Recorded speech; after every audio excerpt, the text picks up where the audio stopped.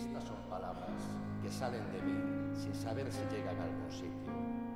Palabras que carecen de sentido para muchos que no lo han vivido y muy dolorosas para otros que lo hemos llevado en nuestro corazón desde hace más de 8 años. Hay cosas que te escribo en cartas para no decirlas. Hay cosas que escribo en canciones para repetirlas. Hay cosas que están en mi alma y quedarán contigo cuando me haya ido. Y en todas acabo diciendo cuánto te he querido. Hay cosas que siento tan mías que no son de nadie.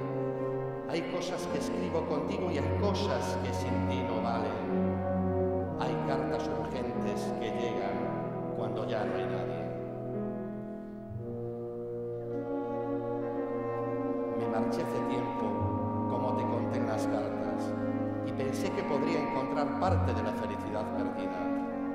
He encontrado a gente muy importante que te marca en todo este camino sin ti, pero nada que sustituya el vacío que tú dejaste ese 12 de noviembre.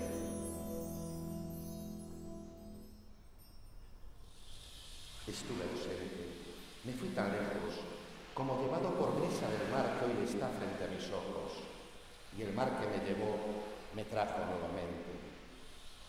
Un adiós, un beso frío, una noche negra, un nuevo amanecer, es lo que me dejó el susurro de aquel nombre.